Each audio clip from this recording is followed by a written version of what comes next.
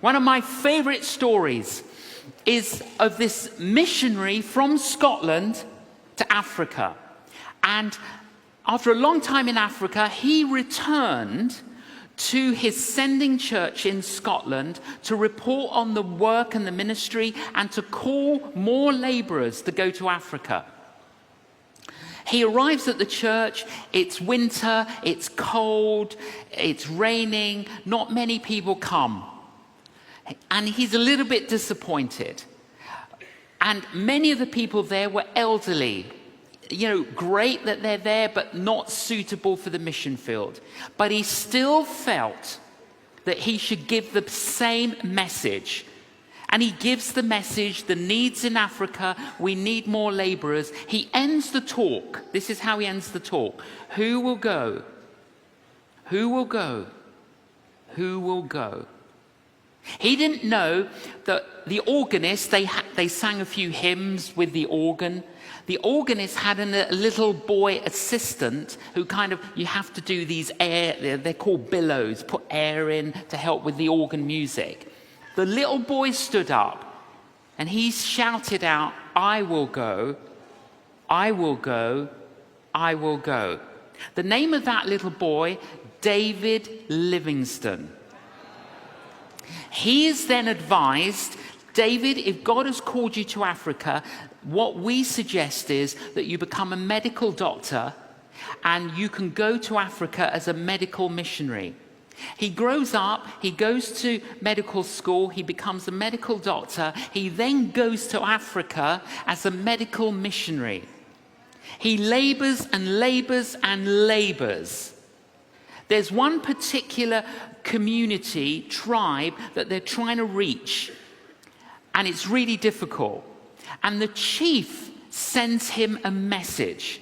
And the chief said to him, we are going to come tonight, and we are going to murder you and everyone in your compound. Now, the reason we know every detail of this, and I've researched this, is because David Livingstone kept diaries. And all of this is written in the diaries.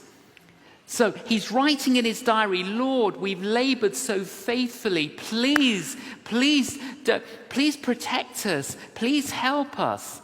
And there's a little bit of fear in what he wrote on that day, concerned that their ministry will be obliterated and everyone will die. But they didn't come and kill them. Anyway, a couple of years later, they eventually introduced the chief of the tribe to Jesus, and the entire community converts and follows Jesus. David Livingstone said, no, the story gets better. David Livingstone said to the chief, you sent me a message that you were going to come and kill me and kill everyone in the compound. He says, yes, we came.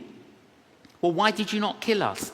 Well, because when we came to the compound, there were 39 giants surrounding the compound. We counted them. They were big warriors, and there were 39 of them surrounding the compound. A couple of years later, David Livingstone returns to his sending church in Scotland, and he tells that story. At the end of the meeting, the secretary of the church comes up to David Livingstone and says, Dr. Livingstone, do you remember the date that the chief were going to come and kill you? He says, of course I know the date. He gives him the date. The secretary of the church opens the church diary and he shows him that date. There were 39 people in the church in Scotland praying for them.